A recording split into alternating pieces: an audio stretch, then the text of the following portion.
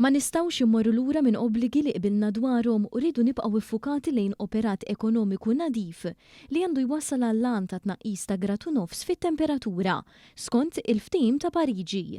Saħaq dan il-Prim Ministru Robert Abela meta fi New York indirizza laqgħa għolja tal-plenarja dwar iż-żieda fil-livell tal-baħar waqt li qed titlaqqa l-Assembleja Ġenerali tal-Ġnus Magħquda. Fil-kuntest li dan il-fenomenu u teddida reali anka għar-reġjun tal-Mediterran, il-Prim Ministru Malti rikonoxxa li anke jekk il-pajjiżi madwar id-dinja jibqgħu konformi mal-pjani kontra t-tisħin globali, il-fenomenu ta' żieda fil-livell tal-baħar jibqa' sfida ewlenija. Għalhekk l-isforzi ta' kulħadd huma importanti għax din hi teddida għall-umanità in ġenerali. Dr. Abela spjega kif din is-sfida li tolqot lil kulħadd anke b'mod ekonomiku. Saħaq li stati żgħar partikolarment gżejjer bħal Malta qegħdin fuq quddiem nett jiffaċċjaw din l-isfida fl-immedjat. Realtà ta' għadha hija realtà li esperjenzajniha l-bieraħ qegħdin nesperjenzawa. Illum mbagħad ukoll il-miżuri li rridu nibqgħu nieħdu kull pajjiż, ġifieri f'pajjiżna barra l-proġett ta' shore to ship illi semmejt insemmi qalba l-elettrifikazzjoni tal-vetturi, l-inċentivi li tajna biex immorru lejn dak il-għan.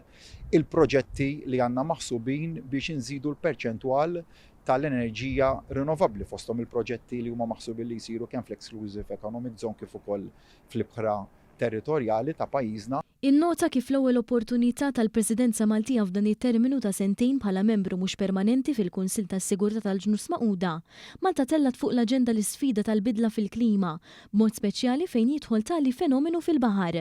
Qal li llum hu sodisfatt li pajjiżna kontribwixxa biex din it-tema titla' fil-quċċata tal-aġenda tal-Ġnus Magħquda. Dr. Abela qal li pajjiżna se jibqa' jappoġġja d-diskussjoni biex tiġi indirizzata bis-serjetà il-kwistjoni, waqt li kompla li bħala komunità internazzjonali irid ikun hemm qafas legali b'saħħtu.